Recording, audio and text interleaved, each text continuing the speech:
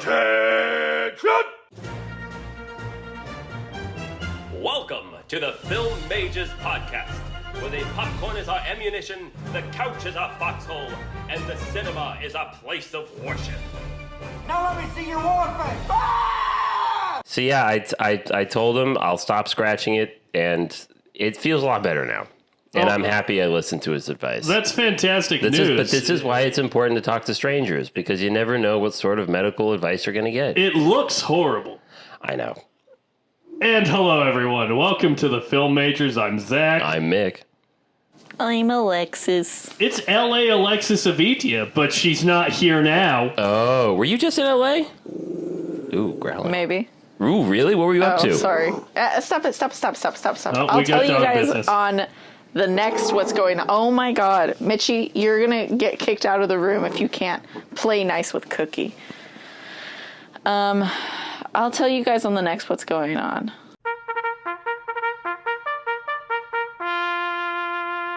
Did that just launch us into it? I think that did just launch us into it. Wow. Well, building anticipation, building suspense. I love that. I'm excited about it. Should be fun.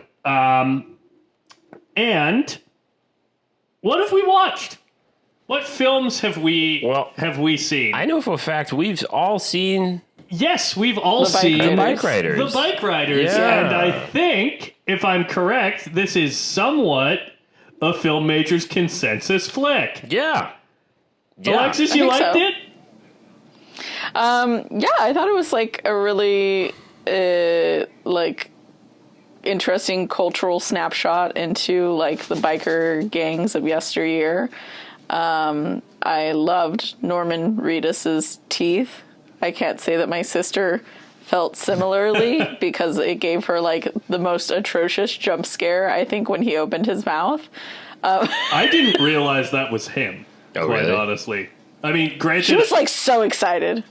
She was like, the guy from Walking Dead. Yeah, I haven't watched Walking Dead, so that's part of it. But like, yeah, the teeth...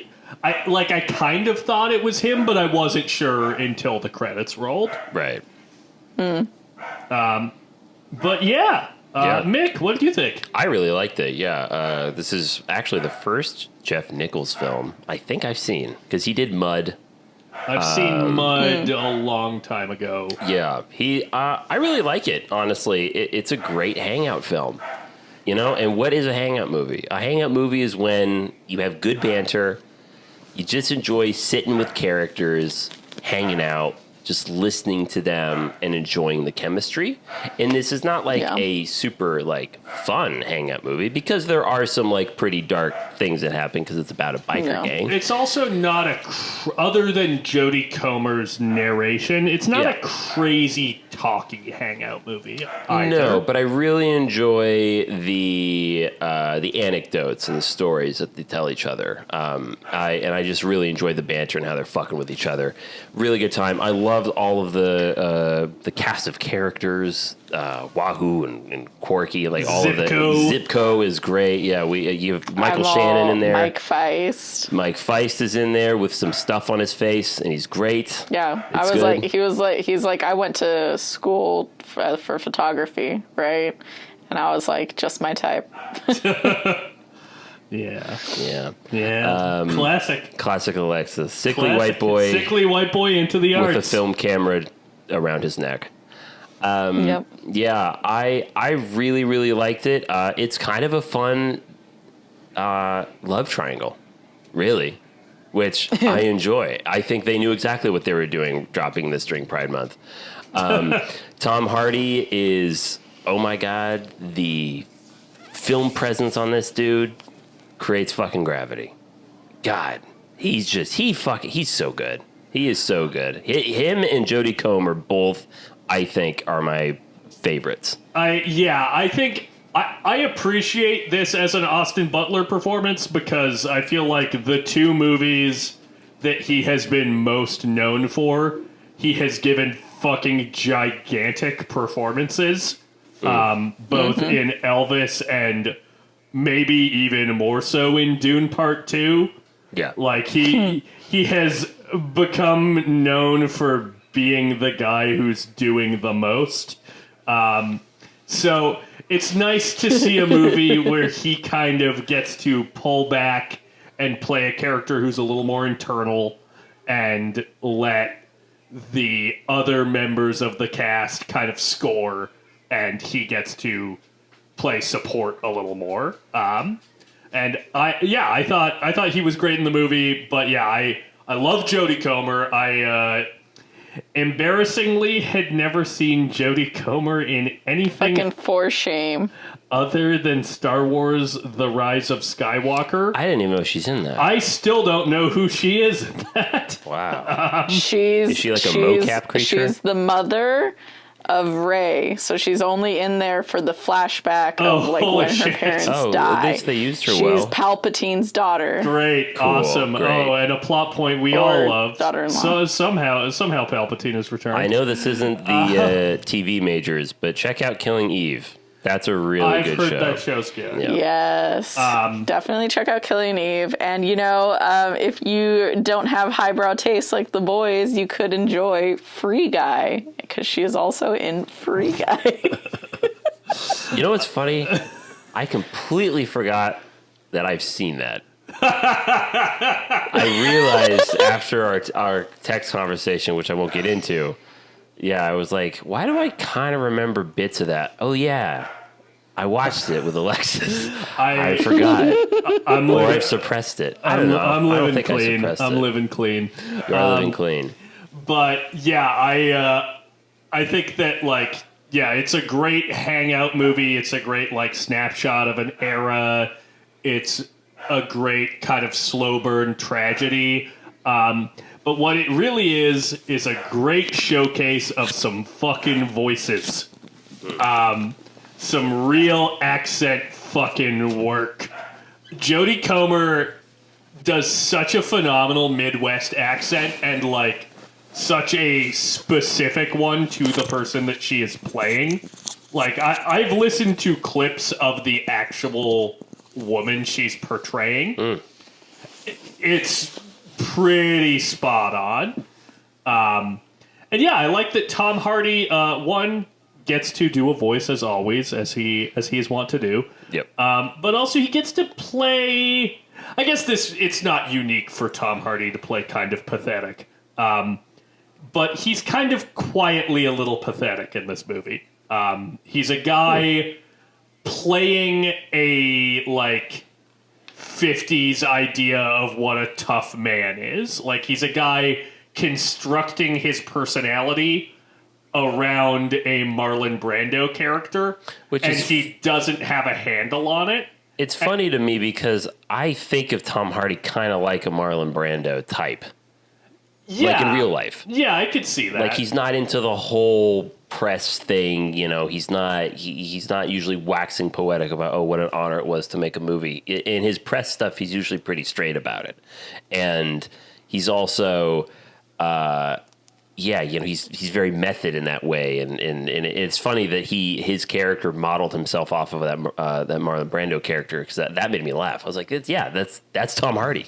He would do that. Yeah. But yeah, I really enjoyed The Bike Riders. That's definitely one of the better movies I've seen this year. And fantastic period piece.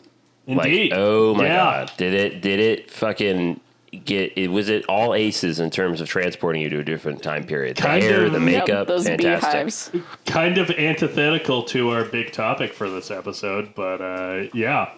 I also saw another new release. What'd you see? I saw Yorgos Lanthimos' new film, Kinds of Kindness. And How was it? Kind of boring. uh-oh. This is the first Yorgos that I didn't really dig. I think there's some interesting stuff in there. It's an anthology movie, so it's 3 different stories, and they all have to do with kind of control in romantic relationships, and they all kind of have some stuff to do with body image and eating disorders, as well as pregnancy and like there's interesting stuff, but I don't really think that any of the stories are that compelling. I think they're all both kind of too long and poorly paced, and also like don't dig deep enough into their characters for me to be that interesting. Like it feels like it doesn't really hit either mode of Yorgos Lanthimos that I like, which I feel like is like The Lobster or The Killing of a Sacred Deer, which are both just like super cold and bleak and strange. And Kinds of Kindness is more bleak. But like they have this like really bleak, cold strangeness and kind of a mean sense of humor. And then on the other side, you have like The Favorite or Poor Things, which just have like this really colorful, fun sensibility. It's like his feminine side. That's what those movies are like to me. And I don't think that this really satisfies either. It leans closer to his like The Lobster or The Killing of a Sacred Deer stuff, but I don't think it's as successful as either of those. I'm not crazy about The Lobster. Oh, I like The Lobster. I prefer Killing of a Sacred Deer if I had to choose. I need to two. rewatch both of those movies because it's been a little while, but I enjoyed both. However, I will say, fantastic fucking use of Plemons. Wonderful Plemons performances across all three stories. Wonderful. We know how you love the Plemons. We're living in a Plemissance, and no one's talking about it. We love the Plemons here on this podcast. I think that honestly, another part of why I maybe didn't dig the movie and felt myself checking out as it went on is the first story is the most Plemons heavy.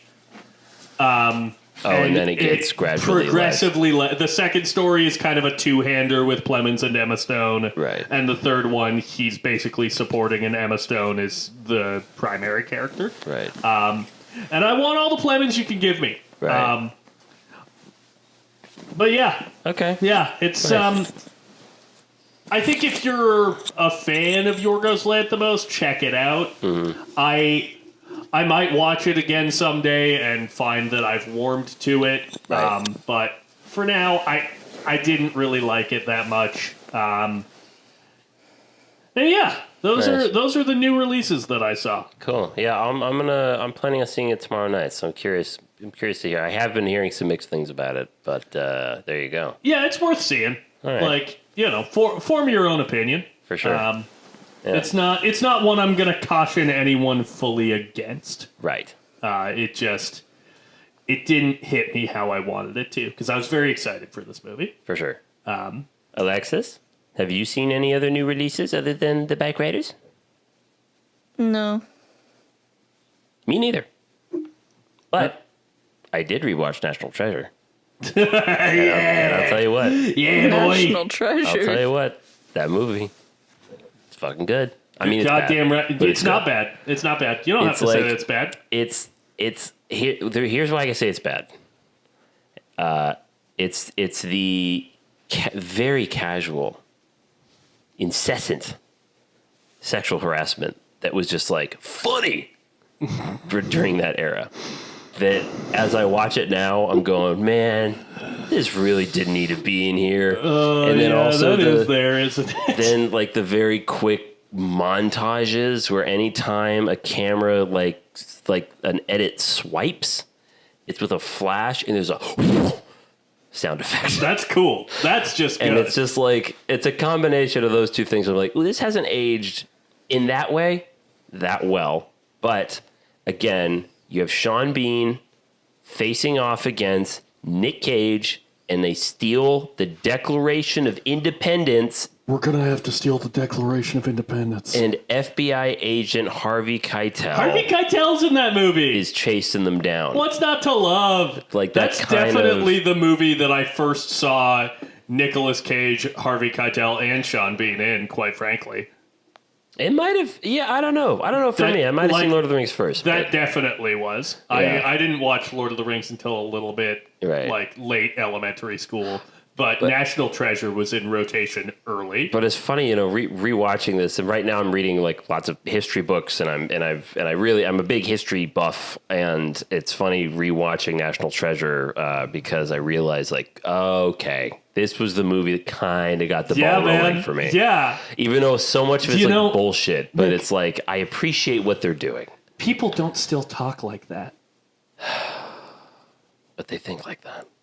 Yeah. It's pretty good. That's a fucking good movie. That is a good movie. Also, real quick, I watched Under the Silver Lake. Oh, what did you think? It's Speaking of National Treasures, Andrew Garfield, take it away. I think that that movie's a fucking mess. Okay. It is very long, but it is extremely fucking weird. Yeah, the scenes that I caught looked odd. It's very singular. Earlier this year, I believe it might have been on our Bottoms episode. Go back and listen to it. Which, that episode is done so fucking well. Alexis really knows how to pick them, and it upsets me. Yeah. But it creates great angst. It does. It fills me with consternation and woe. I'm terribly vexed.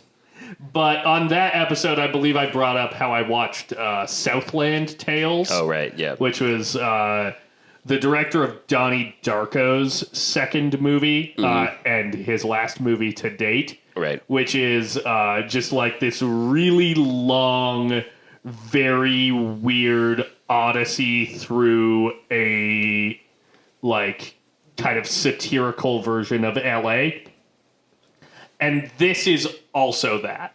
I think that it's probably in some ways a better movie than Southland Tales. It's maybe a little bit less of a fun watch than Southland Tales.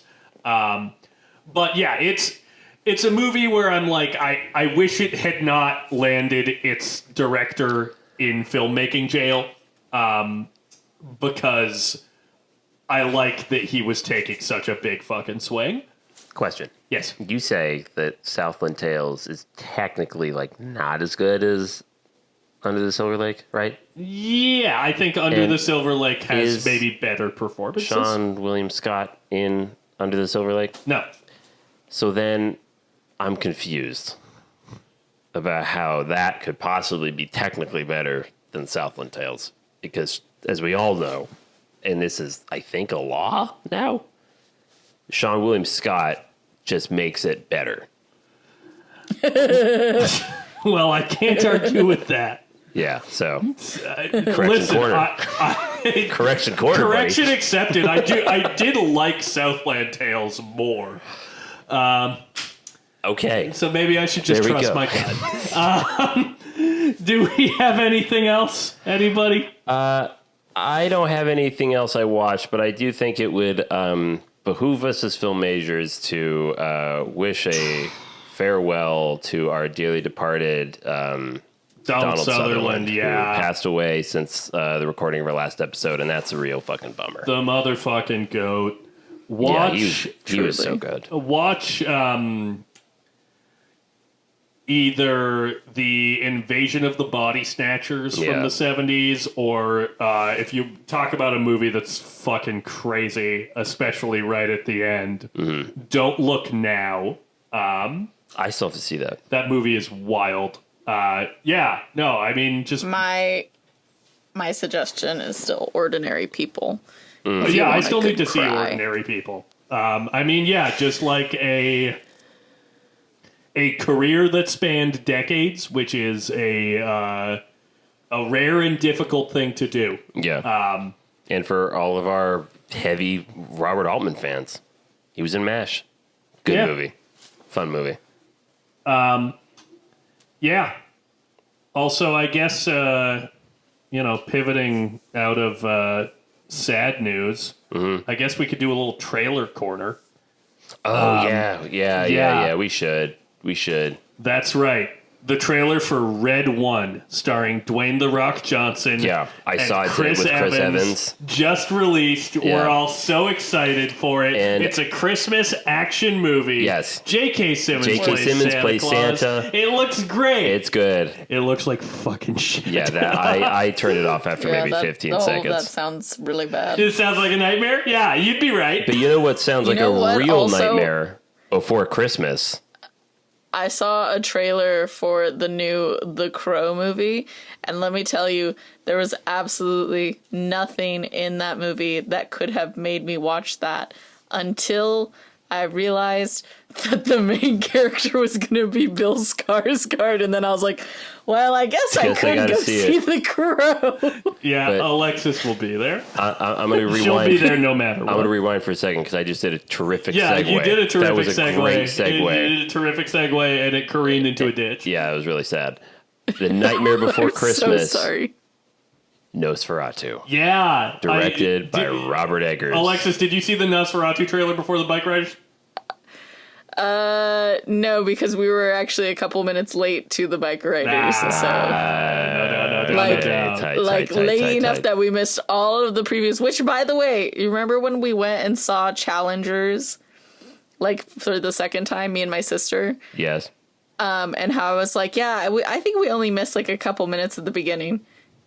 It was more than a couple minutes. Oh, I'm sure. Like the first time, and because like when I sat through the second watch and I was watching the beginning, I was like, I feel like I missed quite a bit of context at the beginning of this movie. Josh O'Connor sleeps in his car? That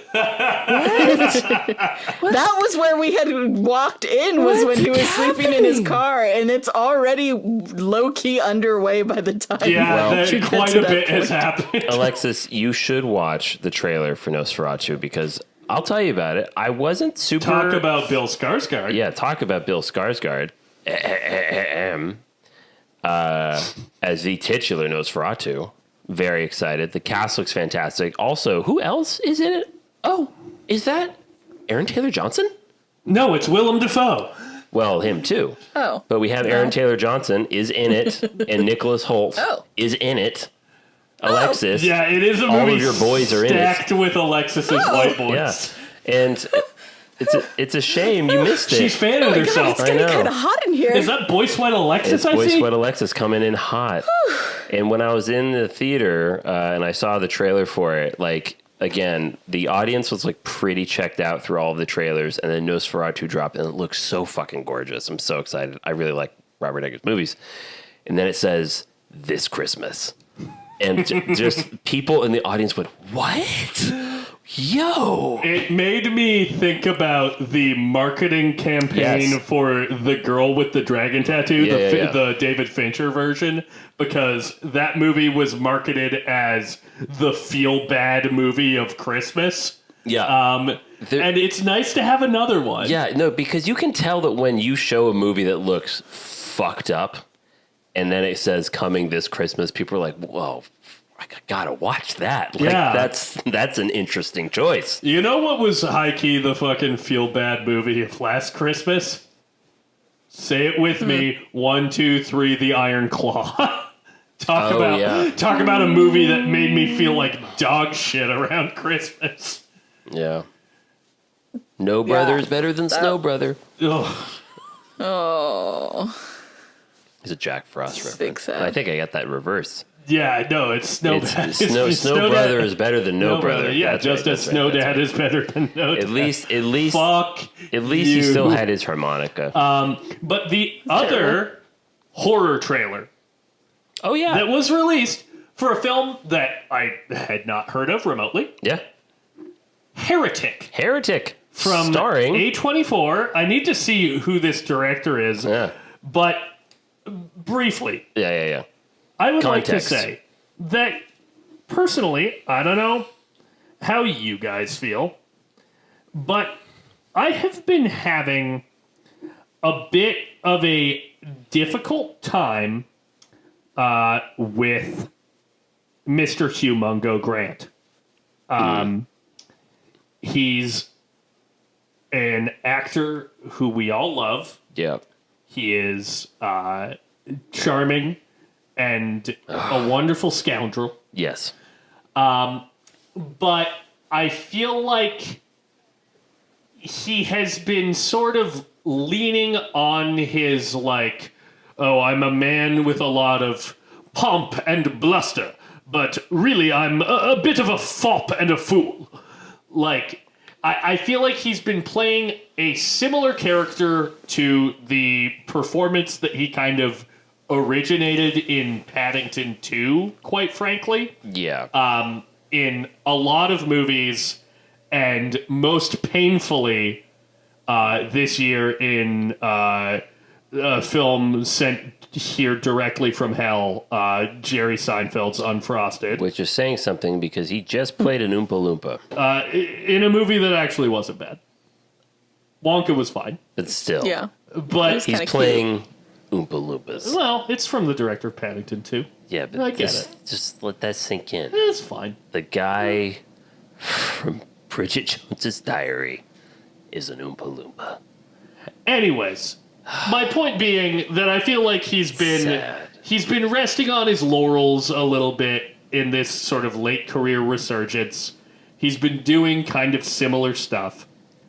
So I'm very excited that he seems to be playing a very different type of villain Yeah. in this upcoming movie, Heretic. Almost like Jigsaw, it looks like a little bit. Which also stars Chloe East, which I just discovered.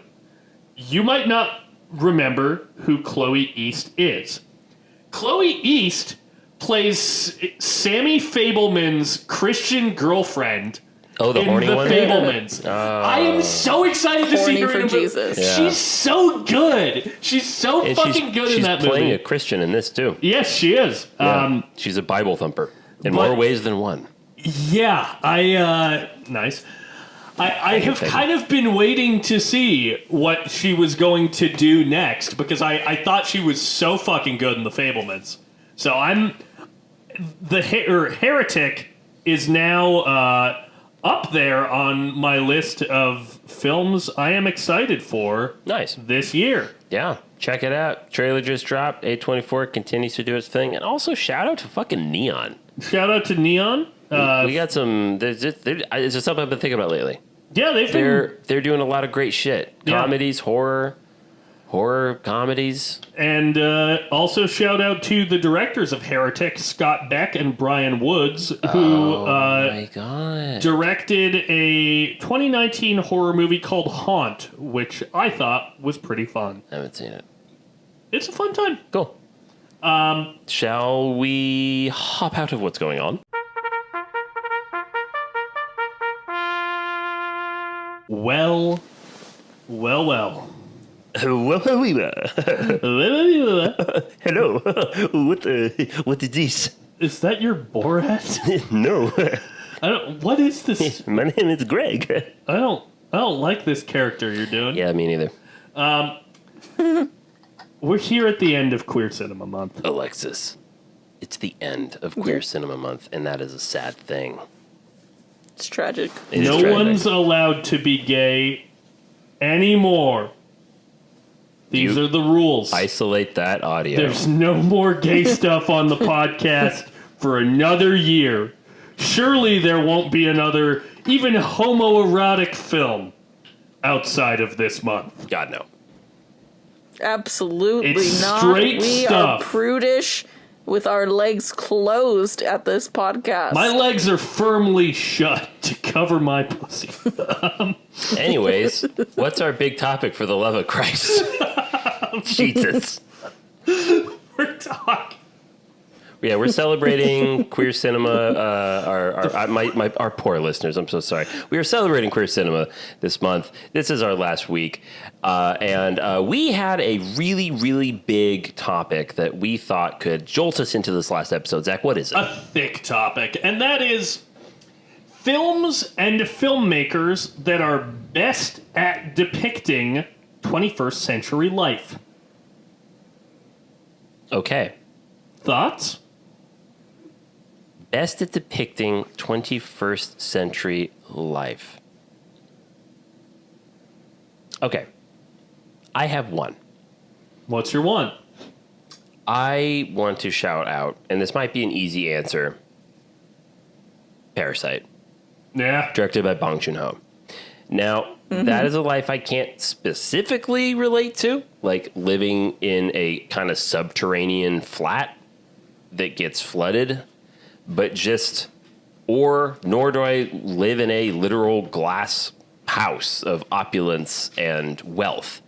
But that movie absolutely, I think, dissects, portrays, and just explores 21st century life in regards to class. That is very entertaining. It's very frightening. It is eerily just kind of on the nose.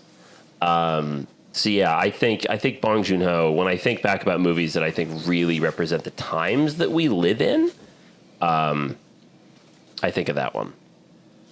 You know what movie I always think of with Parasite that kind of goes hand in hand with it in some ways? Is Uncut Gems. I think about that too. Yeah, 'Cause those that was are- another one. Both movies about being crushed beneath the rock of capitalism. Yeah. Literally. Which is very much a theme, it seems, Yeah. of this new century that we find ourselves in. Yeah. Gorgeous. Nightmare, hell. Alexis?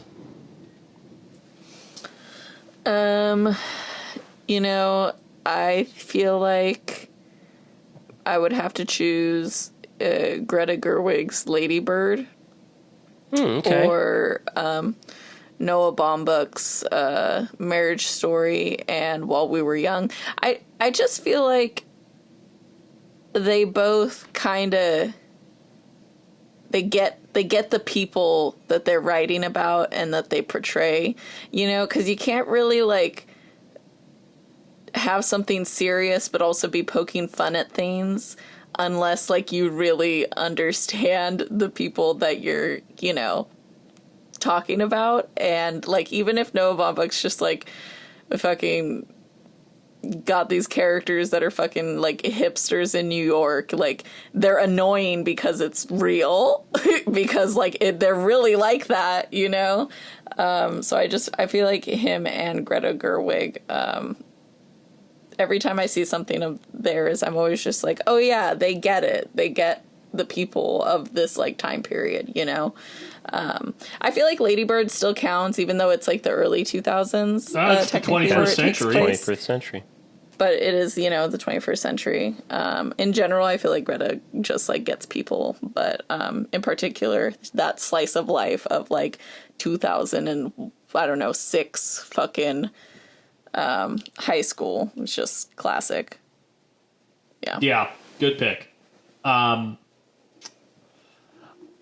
think that for me, one of the best movies to depict 21st century life, both in what it's talking about and kind of how it is presented in this very like kinetic, hyperactive style that I feel like in some ways like mirrors the, because I think something that we all feel existing in the 21st century is that shit just moves incredibly fast.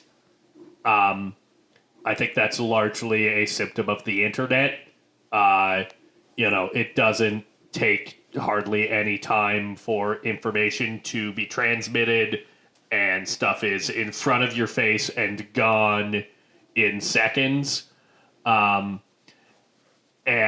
a movie that I think captures that in its style and in some of the aspects of its plot is Boots Riley's Sorry to Bother You. I really kind of think that is like the defining 21st century satire. I think it hits on...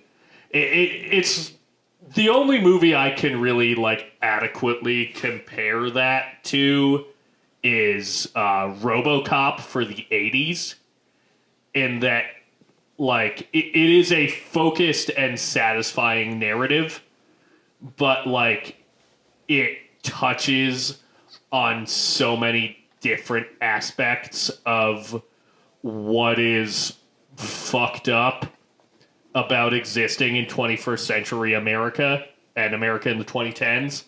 Like, that movie hits on the gig economy. It hits on police brutality and racial inequality. Yeah. It hits on, like, the 24-hour news cycle and the incredibly dumb shit we deal with on reality TV and, like, going viral on the internet. It really goes in on Amazon. Like, Yeah. That is a movie that I think is, like, so far-reaching, but also so focused in its critique of this country as it is right now. Yeah.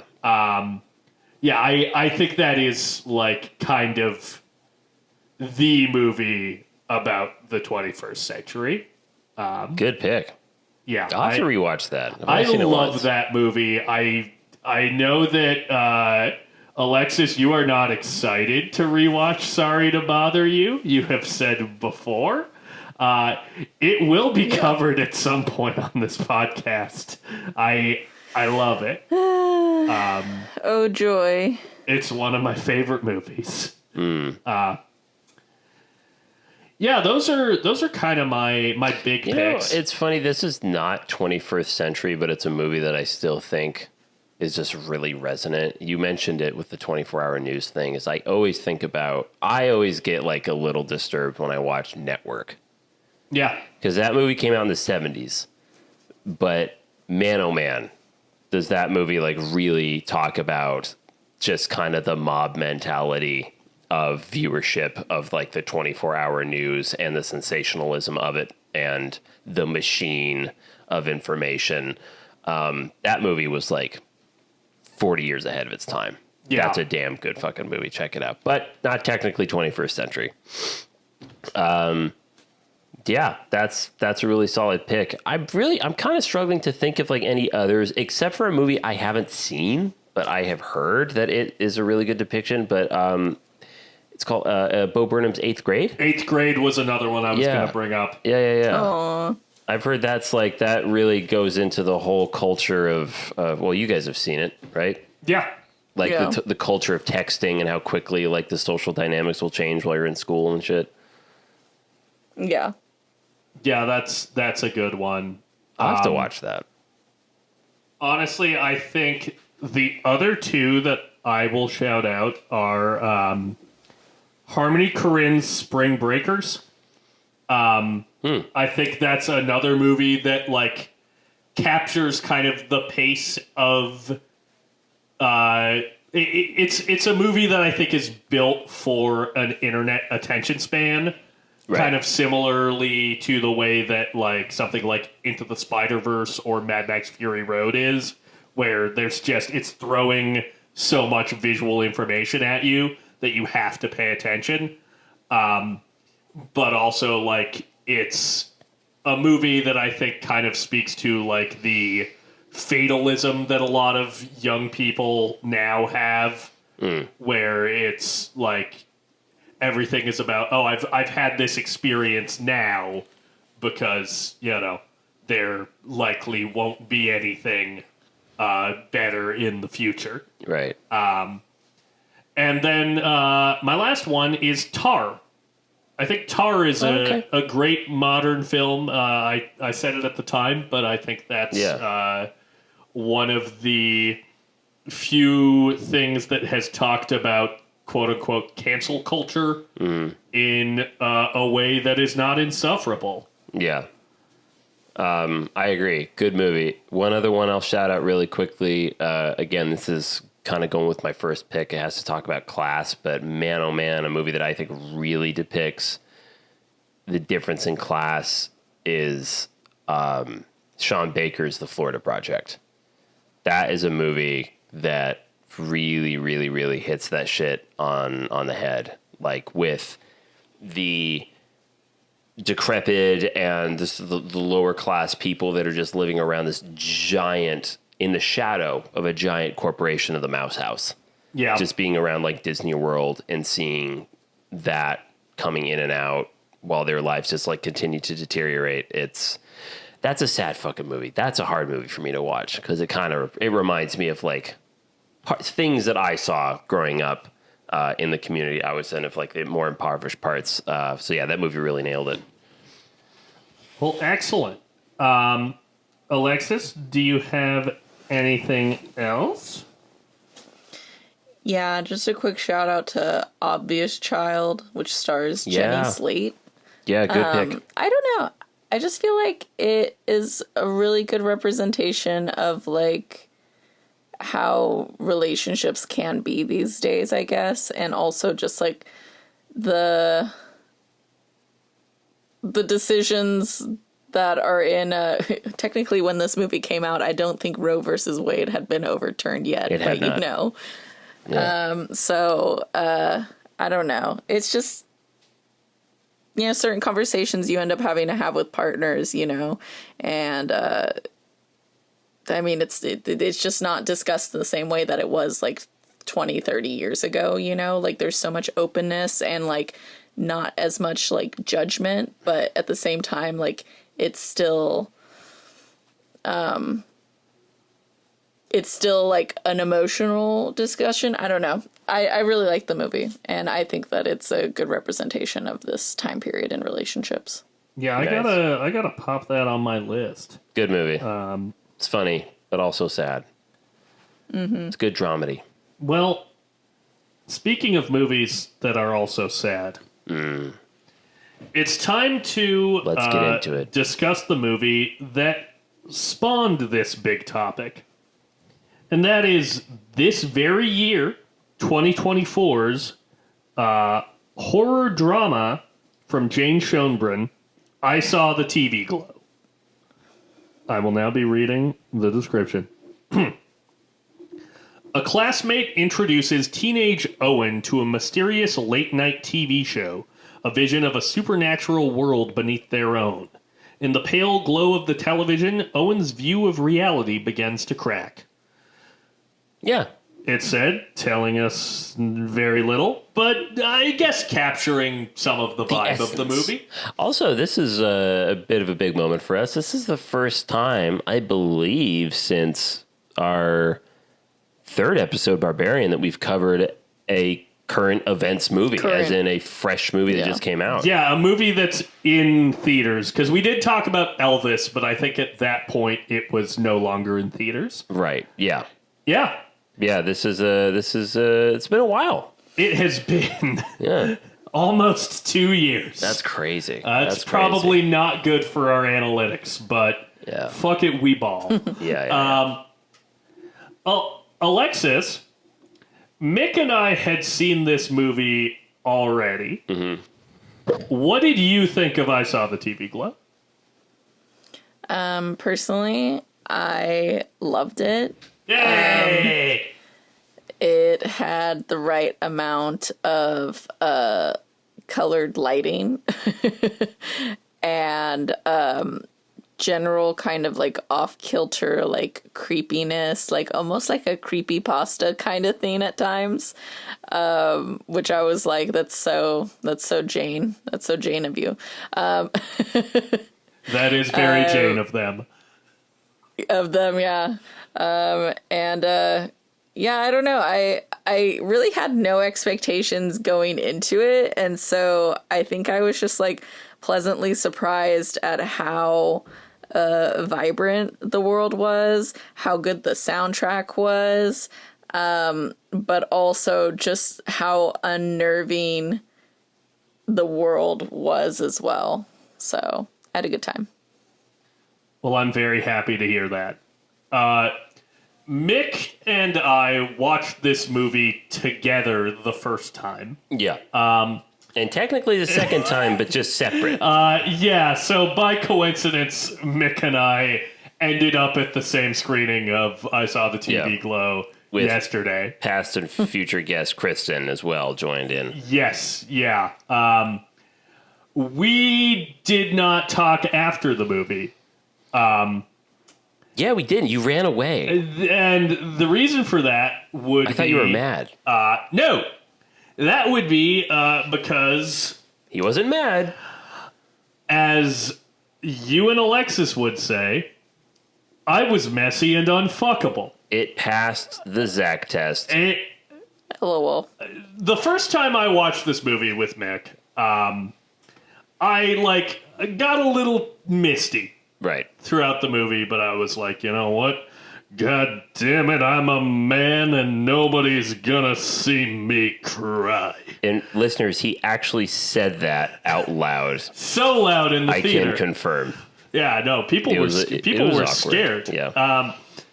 This time I was sitting by myself because we did not make plans to see this movie together, so I was a few rows back from Mick.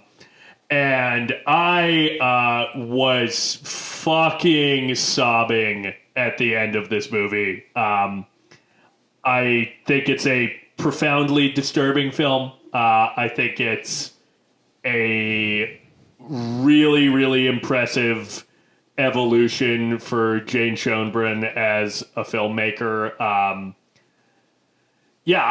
think it's an important film. I think it's a great film. I really love this movie. I think it's kind of fantastic. Nice. Well, listeners, I'm the odd man out. I think this movie's fine. I'm not crazy about it. In fact, actually, how I feel about this movie is, from the sounds of it, very similar to how you feel about Kinds of Kindness, where you're saying it's not a bad movie necessarily. I would never discourage anyone from seeking this film out. In fact, I've actually told multiple people, like, I didn't particularly care for it, but you should check it out. Like, it's a movie that people should watch. It's unique. It's unique, and also I recognize that it's one of those films that, while I may not enjoy, I really have a hard time reading how other people will respond to it. So there's a solid chance you listeners will be like Zach and Alexis and will really love it. So please check this movie out. I cannot possibly argue that it's not from an extremely unique voice. Jane Schoenbrun. In fact, actually, before I talk about what I didn't like, I do want to talk about what I think is very impressive. So we have already covered a Jane Schoenbrun film. We Are All Going to the World's Fair. That was Zach's pick for 2022. Yes. In Year in Review. I'm fucking cool and I got good taste. I didn't care for it, but again, I appreciate it for what it was. But it's real small potatoes. That is a shoestring budget movie. Yes. Most of it's on a webcam. And this film, their sophomore effort, is massively larger in scale and production quality, and also the interweaving of complex themes and plot and world, and does it quite confidently. So I have to say, as a filmmaker, I continue to be very intrigued by Jane Schoenbrun. I just personally don't respond like super gung-ho to their material. I think for me, this movie is a little longer than it needs to be. And I also, and we'll go into personal reasons why I don't really like this. But like, to start, I'm not a big fan of like suburban melancholia. It's like a subgenre of films that has been explored in the past and had kind of blown up again after the Bush administration. There were a few movies, like the movie called Chum Scrubber I didn't like.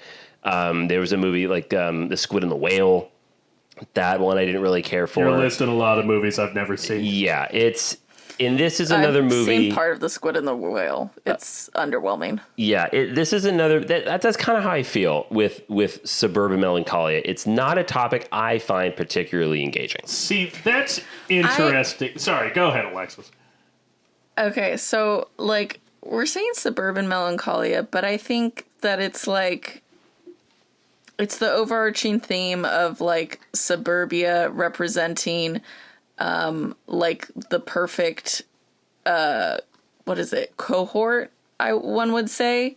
And I think that what I connected to in the movie, you know, outside of the trans experience, is the desire and like almost like deep-seated need to believe that there's somewhere else that you belong more, where you can be more yourself than where you are now, where you don't fit in. And I think that suburbia is representative of that, of not fitting in as a whole, you know, because anybody who doesn't like kind of fit right into that kind of like box, you know, anyways. Yeah. So I also, a couple of things. One, I think that this is doing with like 90s and 2000s suburbia. And when I came out of the movie the first time, I was like, Jane Schoenbrun is like, you know, obviously they are their own wonderful, unique filmmaker. Mm-hmm. But if I've got to compare Jane Schoenbrun to someone, easy money, it's David Lynch. Yeah. And I think that Jane Schoenbrun is doing with this like time period and setting what David Lynch does with 50s suburbia, essentially, and like, you know, small town Americana, which is showing the like facade of and like hollowness of this like quote unquote normalcy, and like kind of exposing the dark underbelly and like kind of nightmarish strangeness underneath it. Like, I don't like, obviously in some ways this is like a teen angst movie, but I think that there's a lot more going on with it than that, especially in the way it talks about our relationship to media. Yeah. Because honestly, like the way it talks about like you can become so invested in a piece of media and make it such an aspect of your personality that it's almost a form of suicide, where you're kind of obliterating all the other parts of yourself, and you're using it to destroy yourself and to kind of escape all of the things you don't like about yourself. I think that's a very interesting thing to talk about, and is like frankly like something that I definitely have experienced. Like I think that you know, outing my most cringe interest as a young person, I think there was kind of a direct correlation in the period of years where I got super into Doctor Who, and when I first started experiencing depression. Interesting. It was around that same time, and I think that like that's an experience that I think is very real and isn't really something that I've seen talked about in this way. So that's the stuff in this movie that I find more compelling. Really quickly, that was all very good. I do want to ask, so Zach's pink opaque was Doctor Who. Yeah, don't repeat that, by the way. In fact, we're going to cut all that out of the episode. Alexis, if you had to pick, what do you think is your pink opaque? What is my pink opaque? Yeah, because Zach's is Doctor Who. I feel like we all have like a pink opaque. Yeah, everybody had a pink opaque. And I'm curious, I think, what that says about you. And that would be a good icebreaker for anyone that you're trying to get to know. What is your pink opaque, Alexis? I don't know. I'm like, if I'm like, on different levels of cringe, you could have had Harry Potter, or you could have had Naruto, you know? Yeah, nice. That's way cooler than Doctor Who. Honestly, either. I don't know, Either man. of those, yes. I don't know if Harry Potter is I don't cooler know. than Doctor Who. Yeah, maybe not, especially these days. I was genuinely like holding on hope of Yeah. like getting like a Hogwarts letter Yeah, for until sure. I was about 13. So like right about the time I think I was like exiting the 8th grade, I was like, so it's looking like I'm fucking stuck here and nobody's coming to get me. Damn. Jesus. Yeah. Also, really quick, just because it is Queer Cinema Month and this is our trans episode, J.K. Rowling, suck a dick. Fuck yeah, you. yeah. Fuck you, bitch. Die. Yeah, it's funny. I have a ex-girlfriend who also very similarly, Alexis, like actually experienced genuine depression when she realized that, I'm never going to Hogwarts. Like, that's fucked. That's really fucked. So my pink opaque, and this might be cheating a bit because this wasn't like transitioning from middle school to high school, It doesn't have to be. and this is going to explain a lot, and it's pretty pathetic. But my pink opaque easily was SpongeBob SquarePants. I was obsessed. I made a shoebox diorama of the Krusty Krab, like scale model. I wanted to be an architect when I was a kid. I made floor plans of SpongeBob's pineapple house. I made like their neighborhood. And like all of my room was just decked out in SpongeBob shit. So, It's kind of not good, but I think it explains a little bit of why I love a good nautical pun, and my level of humor can be funny but overbearing at most. yeah, I don't know about funny. I feel like I'm funny. Yeah, of course you do. Good. Yeah, I will say that Jane Schoenbrun, braver person than me, because I was watching some interviews about this movie, and they've talked about how both with kind of like the online creepypasta stuff of we're all going to the World's Fair and the 90s, I mean, Buffy, of I Saw the TV Glow, it's, you know, applying an art house sensibility to stuff that you might consider to be like low art, Right. stuff that might be kind of cringe. When I first saw I Saw the TV Glow, something I'm incredibly intrigued by is the pink opaque, like as a show. Like it really does feel like, and as you said, an art house version of like Goosebumps.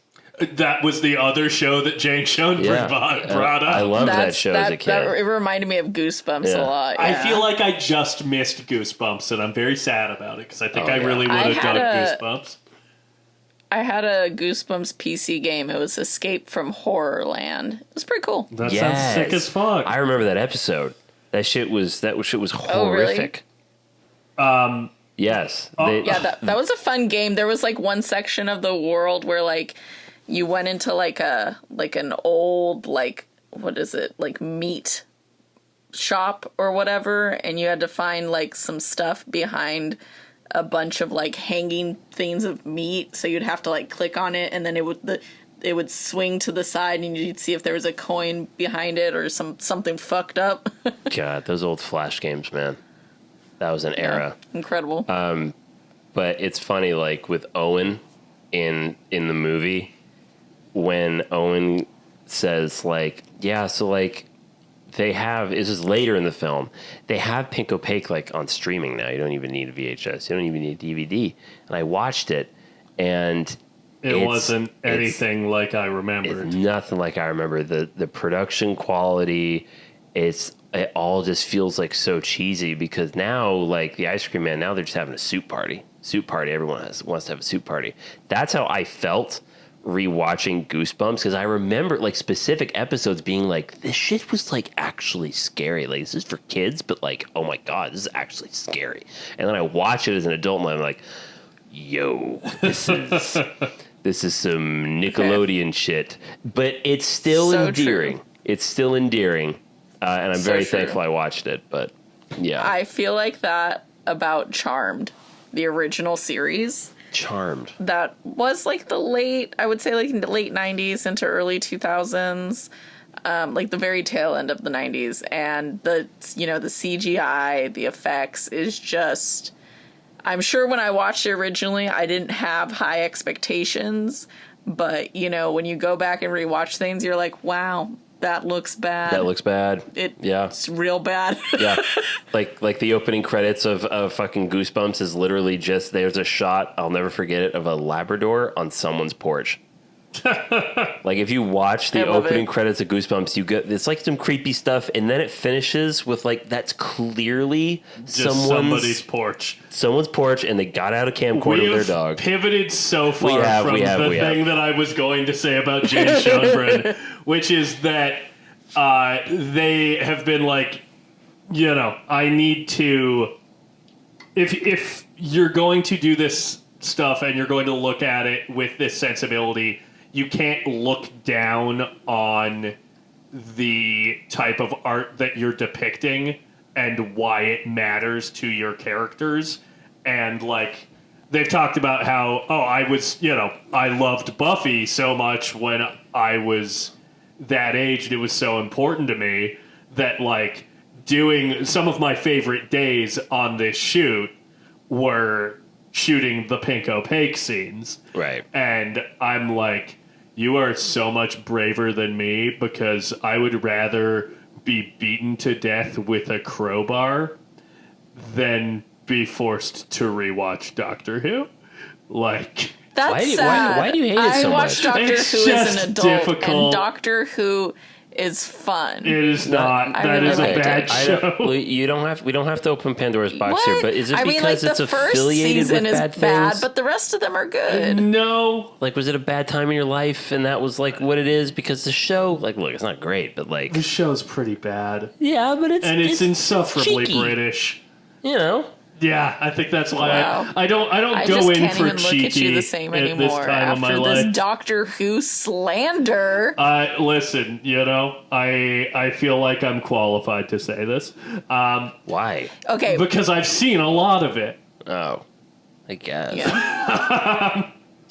It's true. I feel like we should maybe like talk about the movie? content of this film. I think it's a good idea. I don't think this was a bad tangent, and I will say we got into the film a hell of a lot quicker than we have been lately. It's so good. I'm proud of us. Yeah. But I think that we should probably talk about the plot of this film, Yeah.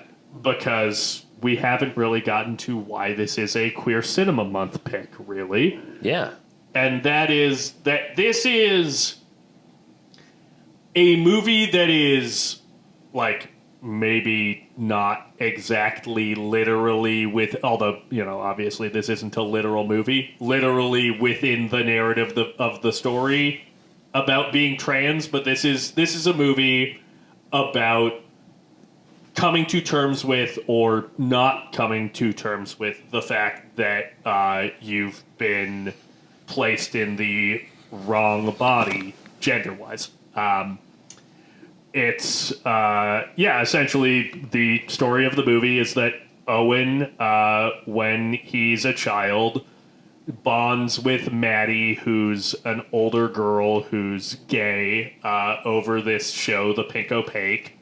Maddie runs away from home, and then years later comes back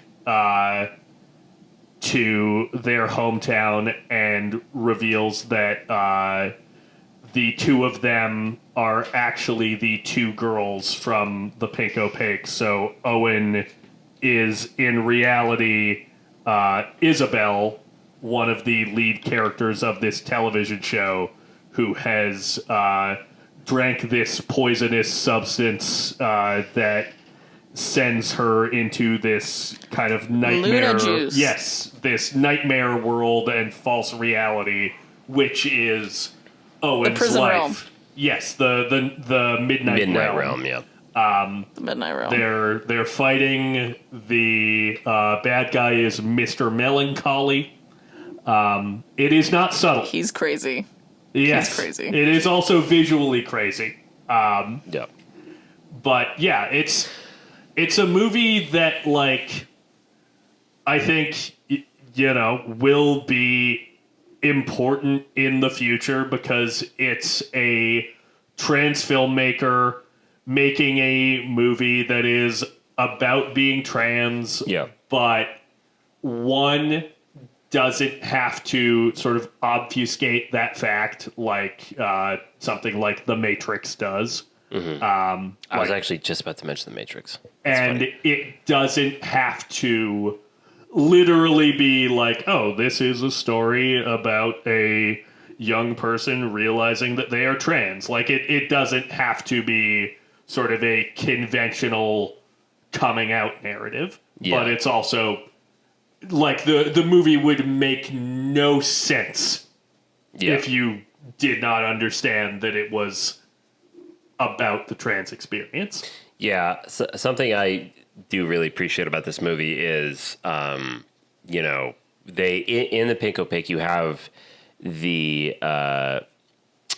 fucking we just called it the Midnight Realm, right? That what it's called.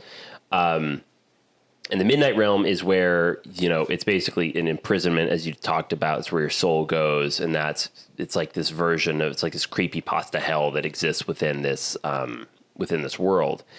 And like the Matrix, you learn that actually the reality that we kind of know of, that we exist in and tell ourselves that, oh, this is normal, this life that I have, this is what has to be maintained, this is the normal, that ultimately is the Midnight Realm. And so by not trying to escape this sort of this reality that we have for ourselves and this box that we feel like safe in, that in that way we're not actually avoiding the Midnight Realm, that you're keeping yourself in it. You are literally dying. Yes. Because that's sort of the whole thing. Right before Maddie disappears the first time, the Pink Opaque gets canceled, and in the last episode, the two lead characters are poisoned with the Luna juice and are buried underground. Yeah. And when Maddie comes back years later, she reveals that she had herself buried underground, woke up as Tara in the world of the Pink Opaque, and realized that Isabel Owen was still buried underground and came back to save her. Yeah.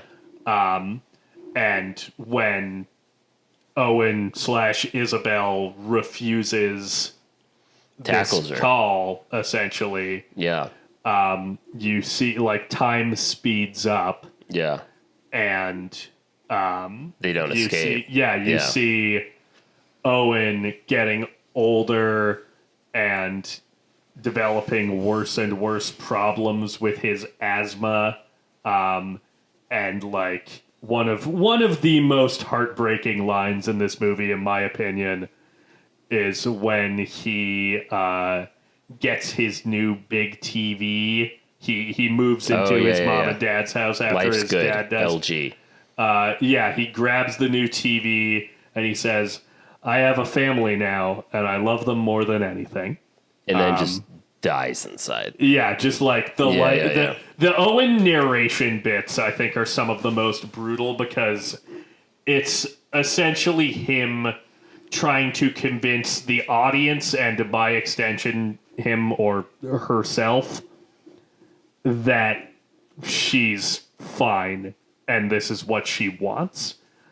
Like, it's all of the narration is sort of a fabrication that this is a positive narrative for her, and all of the events of the movie are the opposite. It's fucking brutal. Yeah. And then when Owen takes box cutter to his chest at the end after having that terrible panic attack, possibly even like almost like a fucking stroke, opens up his chest and inside is like the pink opaque playing, like the true self, like the real world essentially, which I do think a little on the nose, but I'm also not going to ding it for that because it is a really beautiful idea. Yeah. And it works. And it's like, it's pretty like out there, but you get it. The fact that you can, communicate something like that, that's impressive. I think they did that, pretty well. Now, Alexis. Mm-hmm. You also watched this with the roommate. Oh. I did. The roommate really liked it. In fact, nice. they even said, I might just go see that tonight at 10:15 in Burbank because I want to see it again. I think I should watch it again. Cool. I think I will get more out of it if I see it again. That's see, that's what I mean. I cannot gauge who I would really, like and not like this movie. When I heard that this was going to happen, I was like, and roommate is not going to like this movie. Yeah. Sorry, I feel like I've been talking a lot. Alexis, you brought up the soundtrack to me. Yeah, good soundtrack. Yes. There's this part, when Maddie comes back and they go to the second lunch, is that what it was called? Yes, I believe so.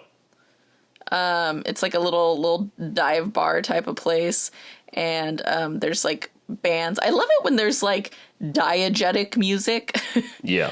And they have like this actual like band playing, and the first band was cool, right? But then the second band comes on and it's like almost this like screamo track, and just the way that it was like shot from the side angle, like almost in what would you call that? Profile? Yeah, in profile. I don't know. It was so striking. And I just love that. I know you said that there was like, Mick, that you think the movie could have been shorter, but like, I kind of loved the time that it did take, like when it was taking its time. Like, I didn't feel like it slowed it down or anything for me. 'Cause it's like, technically, like, is it necessary to have this like in profile, like half a minute, like shot of this band? But I thought it was fucking cool. It looked great to me. Yeah, I mean, I do agree with you, actually. That's probably my favorite scene, is the bar. Just because the music is so good. I really agree the way that singer in profile goes into silhouette multiple times. It's like, fucking hell. I thought it was a good choice to have Alex G do the original scores for the movie as well. Also did We're All Going to the World's Fair. Really? Yeah. Interesting. Yeah. I mean, I think that Alex G just is very good at capturing the essence of melancholy. So, that's fitting. Yeah. I'm trying to think here. There was like a few other songs, but just in general, like as soon as I finished the movie, I was like, this is going to be like a soundtrack that I'm going to like want to re-listen to. So, and my favorite scene of the whole movie is probably the one that you like the least, Mick, or one of the ones you like the least, but it's when Maddie has their huge dialogue, like monologue in the, what is it, like a planetarium? It's like the inflatable planetarium. Yeah. Yeah. And it goes on for like a while, and they're also like kind of in profile with like the lights of the planetarium kind of cycling by their face. And I don't know, I was never bored of any of the spoken word, almost like type of like monologue thing that was going on. I felt like I was getting to experience almost like a live performance art like thing. And I don't know, I really dug it. And I'm like, I think I've seen that done before. Like, I don't think that Jane's like the first person to ever do that in a movie, but I think it's the first time I've seen it done in a while where I feel like it was really successful. So yeah, I'm glad you appreciate it. Yeah, it is funny though, because I read your review, and it's funny that the thing that you enjoy the most might be the thing I enjoy the least. Because, and it might be the thing I'm the most in the middle on. Yeah, because it's like I personally, and this says nothing about the quality of the film, objectively speaking. This simply comes down to the personal viewer. Alexis likes that sort of like art show. I personally do not really enjoy free verse, prose, poetry, slam type stuff. Like I've been to Eugene, Oregon. I've been to bars where I'll walk in. You leave my city alone. And there are people that are just like pouring their heart out through free verse poetry. And God bless them for it. But I'm going to leave because I can't stand it. It's just a bummer. It's so SpongeBob of you. It is very SpongeBob of me. It just brings. I'm a head out. It's like, yeah, exactly. I just, it's just not for me. There's something about it that it's like, it's not pretentious. It's not cheap. It's not. It can be pretentious. It can be pretentious, but in this movie, it wasn't. This was not pretentious, but like, there's just something about it that just I don't know. I'm not a big fan of like one person shows that much. Like, I enjoy lectures. I enjoy a good lecture, but like when it comes to live performance, unless it's like music or unless it's a play, the whole like just the pouring out of free verse poetry really makes my eyelids heavy. Well, I think contextually it is not free verse poetry. In this film? It's Maddie explaining what happened to her when she re-entered the Pico Pick. What I think works about it... But it's poetic, and I think that's why it feels that way. And I understand. I think the reason that it works for me generally in this movie is that it feels in line with the tone of the type of show that the Pink Opaque is. Yeah. Because something that I find... honestly, I've tried to watch Buffy before, and I've not been able to get into it. Mm-hmm. Is there's both kind of the Joss Whedon of it all, where it's like, he's right behind me, isn't he? But there's also just like this kind of painful, hard to watch earnestness to it. And I think that stuff like that monologue plays into that.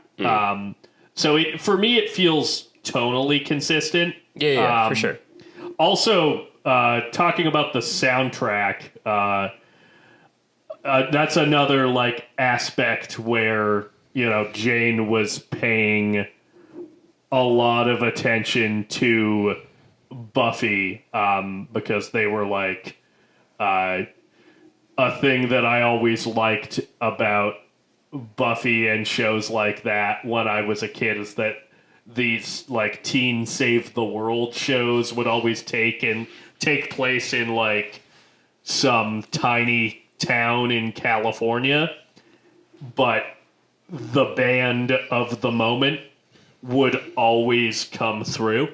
Like famous bands would just kind of pop up in Buffy to play a show in this small town that the show takes place in. Yeah. So Jane was like, I want...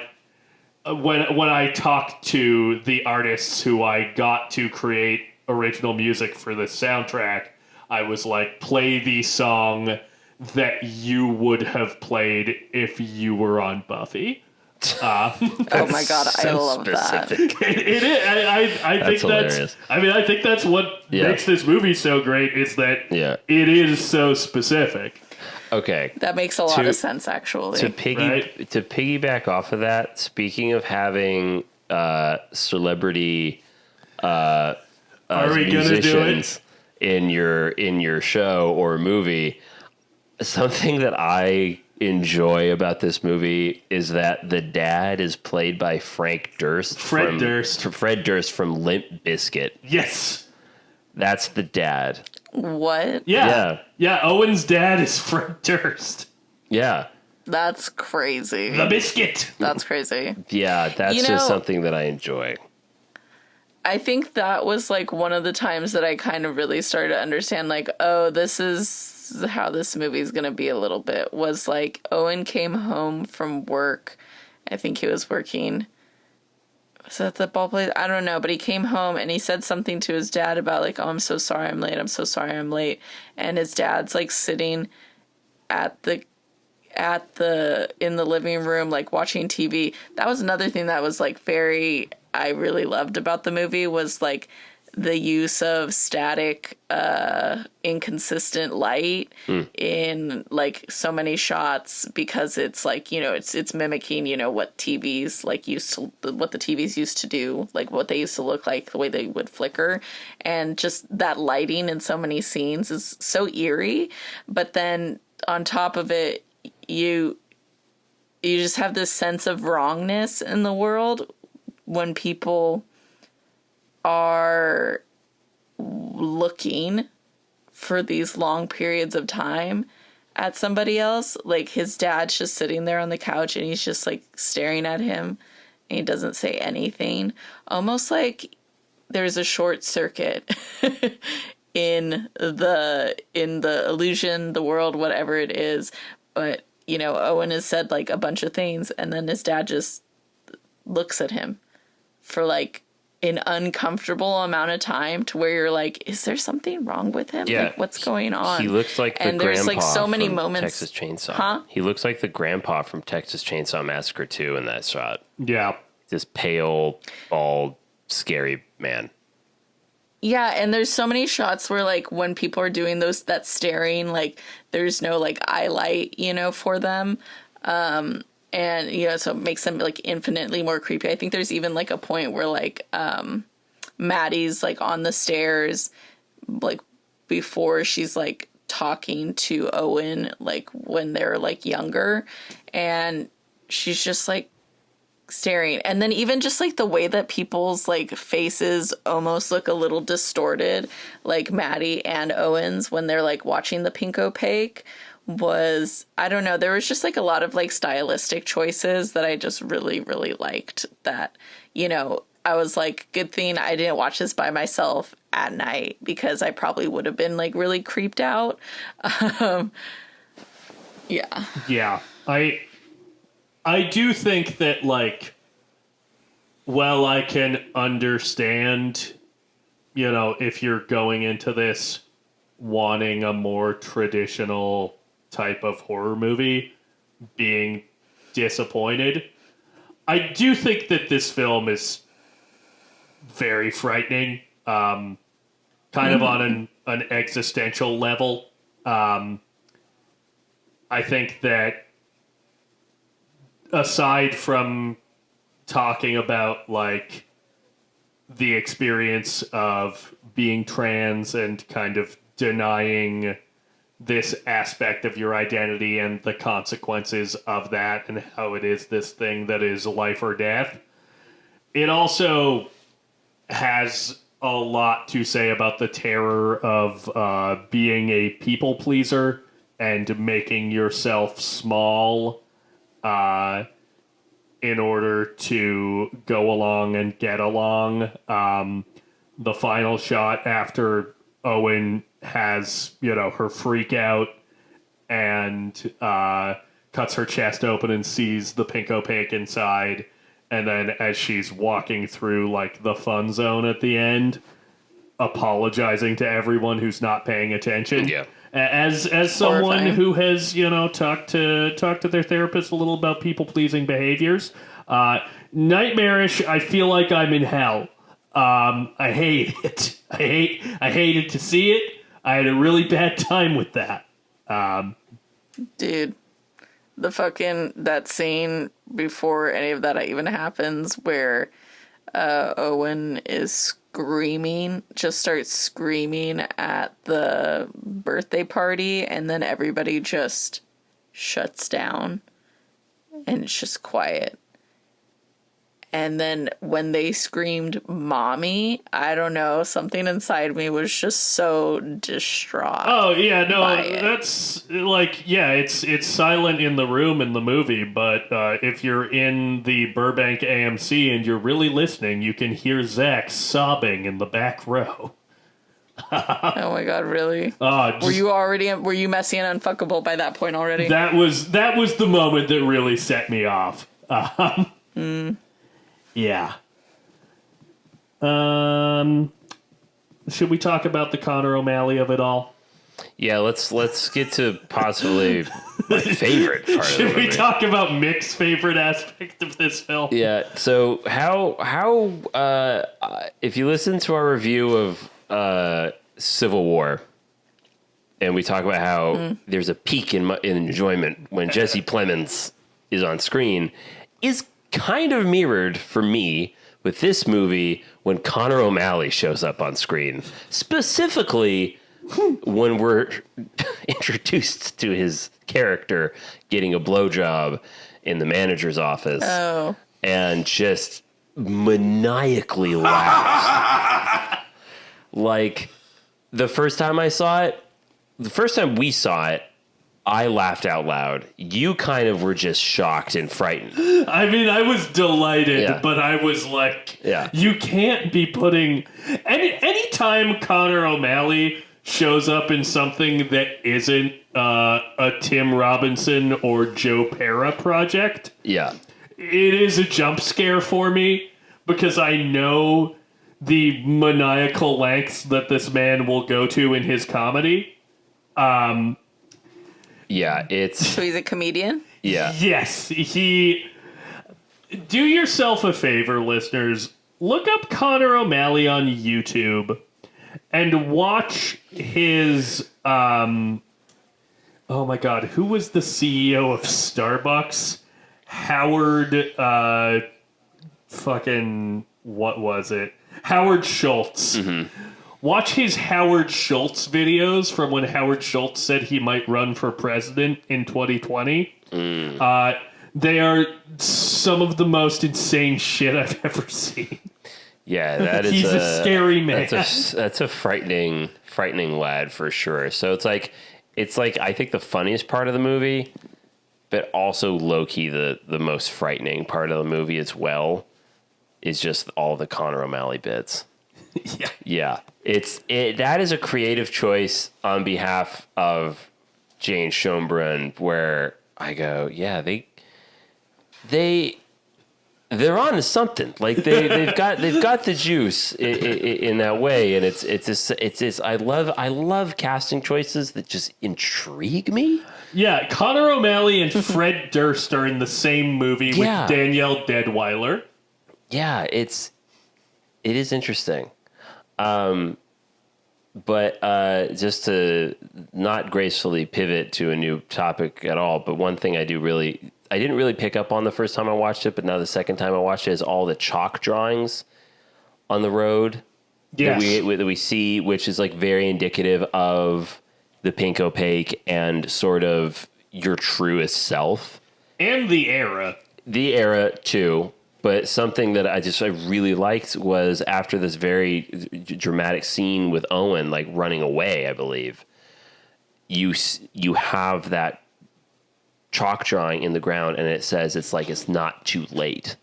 Like in big, there is still time. There is still time. That's what it was. There's still time in like all caps, and like that. Like on this rewatch, that really hit me. Like, oh man, like this is really like that. That's also why I think this movie is culturally significant, in the sense that like this isn't like important for like a large group of the population to just like, it's a bit of a, in a way, it's a bit of a battle cry to like there is still time to like be like, it doesn't matter what age you are, to like be who you were actually born to be.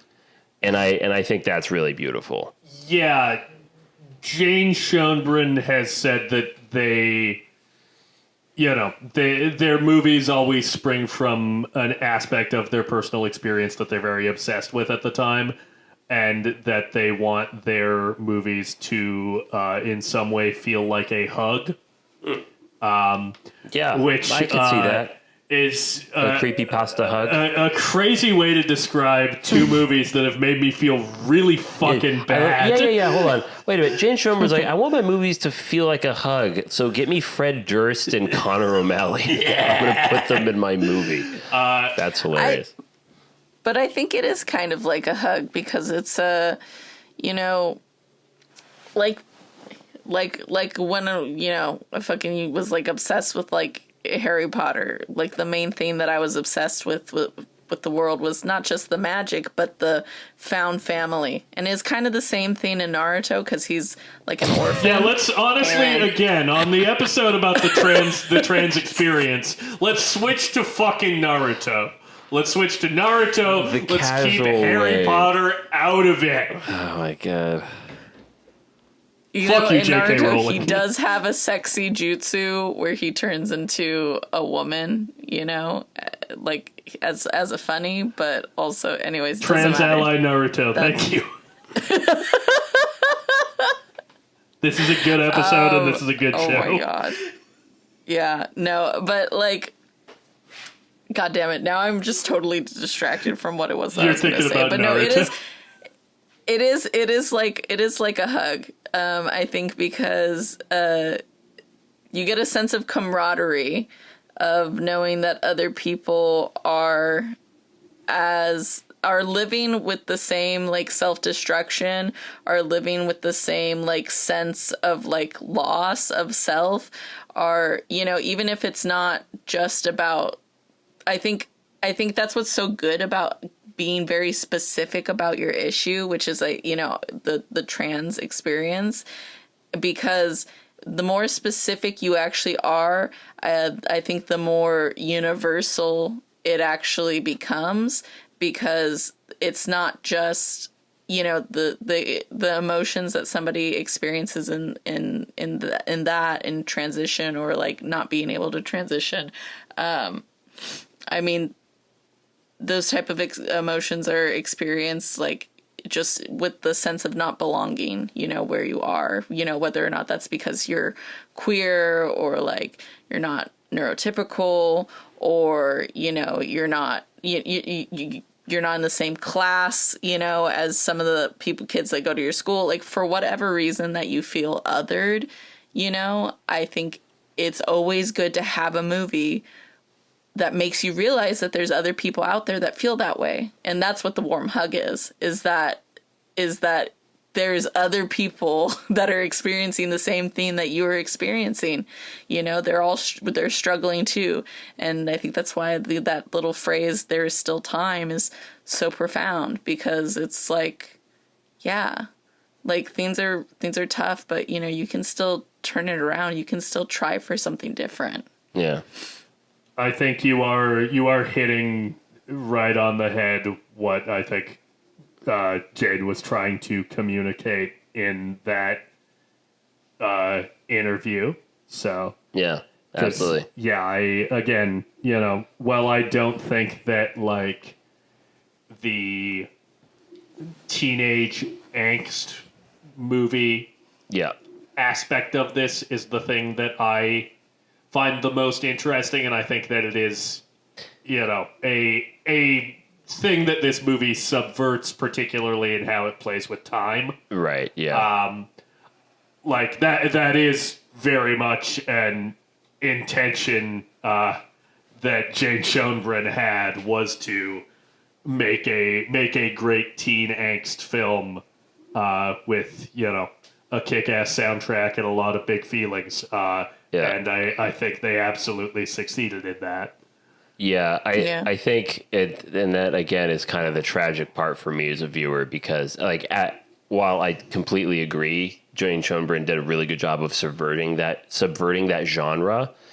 That genre still is in play, and it's a genre like also Suburban Melancholia. It's going to alienate Nick. I'm just not drawn to it. I'm just not that engaged by teen angst. But again, and to echo my Letterboxd review of the film, the fact that it is really about queerness and the trans experience makes it a lot more interesting for me. Like, if it's just like a teen angst thing, I'm not going to be super into it.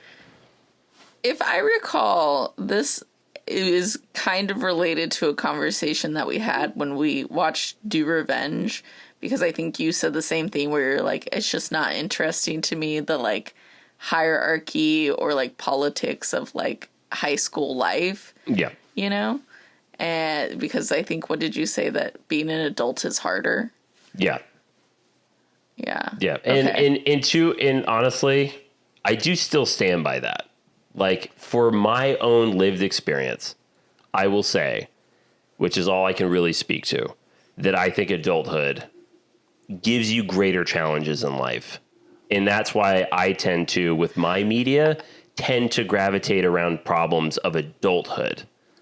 Yeah. I feel like I actually totally disagree, because I think that it's more that the stakes are so much higher when you're younger because your world is so small.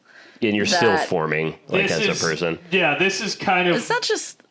where I strike the, again, middle ground on this. Yeah. Is like... I think that the stakes are actually higher when you are an adult, but I think they feel a lot higher when you're a teenager. Well, that's kind of what I mean, is that they feel higher, and so you believe that there's more at risk, which is why, you know, so many young queer kids like end up committing, you know, suicide and things like that. You know, I think it's just that, to me, being young and being impulsive is inherently dangerous, you know? And when you add like being othered by society and like all these different things that are at play, it's way more dangerous than being an adult, you know, that doesn't have even half of some of these things at play, you know? I mean, like, I'm not saying like being an adult doesn't fucking suck, because it does, but we're all in that one together. You know? I think, and again, like, obviously I am speaking from a place of like the privilege of being a cis, like, white guy. Like, for me, my biggest heartbreak as a kid growing up was like when my first love dumped me. And like, I look back on the utter anguish, and I was listening to John Mayer all the time. And I'm just like, God, that was so fucking dumb. Mick, you had no idea just how silly that all was and how it was all going to be okay. But other people have, yes, like, because of who they are and because of they are othered by society, the stakes are higher for them. And I can in no way deny that. But just for myself, that's just why I feel the way I feel. And, you know, honestly, I feel like I'm taking it too large and saying, like, by society, because, you know, for a kid, your worldview is, like, so tiny that it really just takes being othered by the fucking kids around you, you know? Yeah. So that is your society. Yeah. Mick, here's my question for you. Answer. Does Jane Schoenbrun's next film, Teenage Sex and Death at Camp Miasma, sound more interesting to you? Yes. A queer filmmaker is hired to direct a new installment of a long-running slasher franchise. The director fixates on the prospect of casting the final girl from the original movie, and the two women descend into a frenzy of psychosexual mania. Let's fucking go. Wait, is that real? That's Jane Schoenbrun's next movie. Yeah, see, that is about... That's more in your zone? That's about the real problems of adulthood right there. That's what that is. Teenage is in the title. Is recasting and doing horror franchises. The movies, baby. But this is the thing, is like, Jane Schoenbrun is a filmmaker making movies about our relationship to media. To media and the movies. Yeah. Which is really cool. And yeah, I'm very excited to continue to see them develop. I get David Lynch vibes in a great way. I get, honestly, the other movie that I didn't bring up in relation to I Saw the TV Glow, which I think deserves to be mentioned, is Videodrome. Yeah, for sure. Cronenberg. David Cronenberg. They're being compared to the two great Davids. I was gonna say, like, if you've made two movies and you're being compared to David Lynch and David Cronenberg, you're doing something right. Keep fucking cooking, Truthfully. Jay. Yeah. Do we have any more thoughts on I Saw the TV Glow? Final thoughts, Alexis? Jane, dear Jane, person that you are, keep up the good work, comrade. Hell yeah, brother. Nice. I just reiterate. I think this is a fine film that I think is fine for me personally. I think I enjoy talking about it more than I enjoy watching it. But while it may not have enraptured me or had me, at every moment, I can say that while their movies may not hit me really hard, I am very curious to see their trajectory, and I will absolutely be getting a ticket to Jane Schoenbrun's next movie. Teenage Sex and Death at Camp Miasma. That's right. Yeah, I tend to not gravitate towards sort of more surreal art house fare. Yeah. I tend to like traditional Hollywood structure. But yeah, Jane Schoenbrun's really got their hooks in me. They really know how to fuck me up. And I'm excited for them to keep doing it. Yeah. I really love this movie. So go see it. It's in theaters. Yep. That's right. Go to the movies. Good pick, Zach. Good pick. Thank you much. Damn. And just let's just sit in it. Let's just sit in it for a bit. It's sad. It brings us to the end of Queer Cinema Month. I'm sad to see it go. But you love to watch it leave. What is around the corner for the film majors? If we're leaving Queer Cinema Month behind, is it about to be another one of Alexis's favorite months? I do not believe that that's what's up on the roster. But go ahead. Our film majors listeners, next month we will be talking about blockbusters. Blockbuster, baby! It's July. It is summer movie season. It is popping off. It's about to be straight as hell. Yeah. And we're out of Queer Cinema Month. Yeah. Mick, you're about to pick a really straight movie, right? Yeah. We're done with that gay shit. Yeah, nothing gay in the next one. I swear right? to God. You're not doing anything gay. Exactly. So in order to fulfill that promise to our listeners, which I know they want from us. Yeah, they said we're done with that gay stuff. We will be starting our second blockbuster month on the Film Majors show podcast with 1986's Tony Scott's Top Gun. We're starting with Top Gun. Okay. What is that gay voice that we hear? I thought that there wasn't going to be anything gay. Hold on a minute. I lied. Guys, this may not be an actual queer text, but we thought... Is this a great palate cleanser for Queer Cinema Month? We thought, why stop here with Queer Month, and why don't we have a movie that sort of bridges that divide a little bit? With the most homoerotic movie maybe ever made. Perhaps one of the most macho, most homoerotic. There may be gay porn less gay than this movie. The just most coke-filled, rocket jet fuel-filled. It's got everything, and I cannot wait to talk about the seminal classic, Top Gun. Alexis, you thought you were going to have a bad time during Blockbuster. She's smiling on Zoom right now. I think this is the most I smiled most of this episode, but I was smiling also because I was remembering the movies that I sent to you guys in the group chat for this month and how horrified you guys low-key were, and I'm really just like, I'm I don't know. Top Gun was a great pick, but I still kind of want to make you suffer. So That's Alexis. Well, Alexis, you can do that if you'd like. Yeah, whatever makes you happy. Sure. Yeah. As Top Gun will. teaches us, this is a free country. You're goddamn right. Yeah, no, it's truly a great twofer because it will also be 4th of July weekend. That's right. Have a happy and safe 4th of July, folks. Also, just a little quick bit of trivia that I have realized with Top Gun. Since we're barreling towards our 100th episode, this is episode 92, we have never actually covered a Tom Cruise movie. How dare us? that's crazy. We have talked about him so much on this podcast, but we have never Dun, dun, main feed covered one of his films. dun, dun, dun, dun, dun, Dun, dun. dun, dun, Yeah, it's... dun, We have talked about Tom Cruise for so long, and by God, we're going to actually cover one of his films. This Hell is yeah. this is an important moment for the film majors. So yeah, you can find that on Amazon Prime. You can also find that on Paramount Plus, or go ahead and rent it on Or YouTube. you can find it on our shelf. Find it on our shelf as well if you want to come over to the apartment, or excuse me, our high-tech recording studio. Yeah, And you can hey. watch the movie with us, and we can talk about it. So watch that movie. Keep up to date.